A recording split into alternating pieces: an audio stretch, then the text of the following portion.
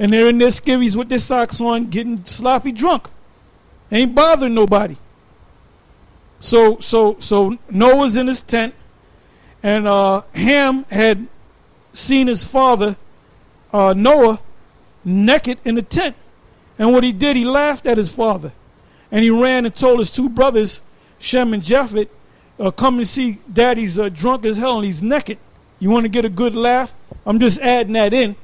Anyway, when they both came to see what was going on, they grabbed a sheet and they ran backwards, not looking at the nakedness of their father, and wrapped him in that blanket.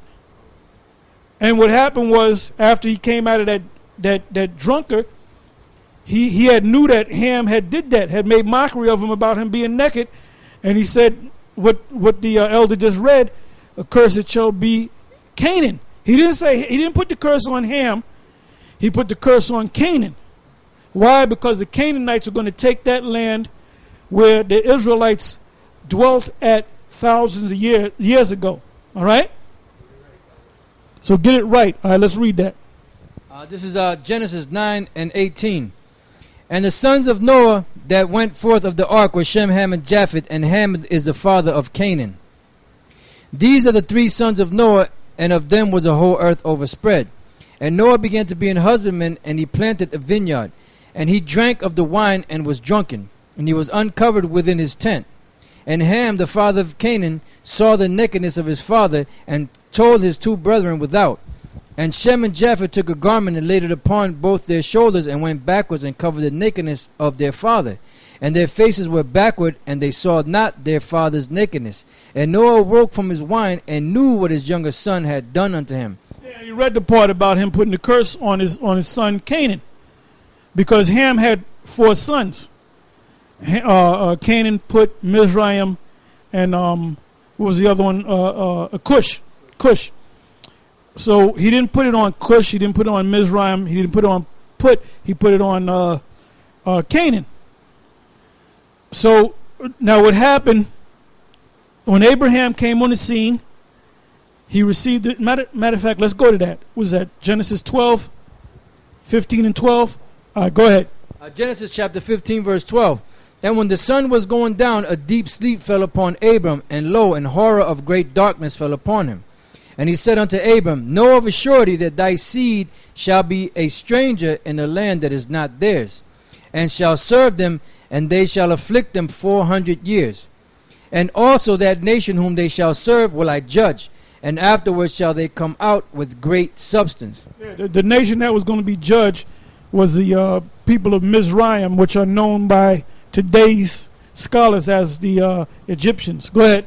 And thou shalt go to thy fathers in peace, thou shalt be buried in a good old age, but in the 4th generation they shall come hither again, for the iniquity of the Amorites is not yet full. The Amorites are one of the lines of the Canaanites. Go ahead.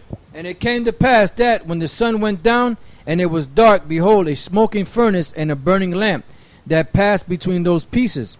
And the same day the Lord made a covenant with Abram, saying unto thy seed have I given this land, from the river of Egypt unto the great river, the river Euphrates. The Kenites and the Kenizzites, the Cadmonites and the Hittites and the Perizzites and the Rephaims and the Amorites and the Canaanites and the Girgashites and the Jebusites. Okay, so now let's go to Deuteronomy 7 and 1. Deuteronomy chapter 7 verse 1. When the Lord thy power shall bring thee into the land whither thou goest to possess it. Because they just left out of the land of Egypt, and they were to go to the wilderness. They were going to be in the wilderness for 40 years, and then they were going to go into the land of Canaan, and they were to take down the Canaanites. Go ahead. And hath cast out many nations before thee, the Hittites and the Girgashites and the Amorites and the Canaanites and the Perizzites and the Hivites and the Jebusites, 7 nations greater and mightier than thou. Now let's go to the table of nations. Let's read the sons of Canaan to show you that the Amorites and the Hivites and the Perizzites are Canaanites, because they were all Canaanites. They all came out of Canaan. Go ahead. This is the book of Genesis 10 and 6. the water. And the sons of Ham, Cush and Mizraim and Put and Canaan. And the sons of Cush, Seba and Havilah and Sabta and Raamah and Saptakah. And the sons of Raamah, Sheba and Dedan. And Cush begat Nimrod, who began to be a mighty one in the earth. He was a mighty hunter before the Lord. Wherefore it is said, even as Nimrod. Go to where Canaan, the sons of Canaan, if you can find it. I don't know if it's mentioned in there. Go ahead. Verse 15.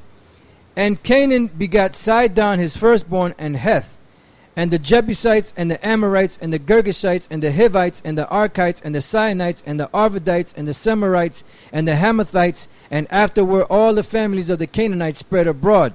And the border of the Canaanites was from Sidon, as thou comest to Gerar unto Gaza, as thou goest unto Sodom and Gomorrah, and Admah and Zeboim, even unto Lasha.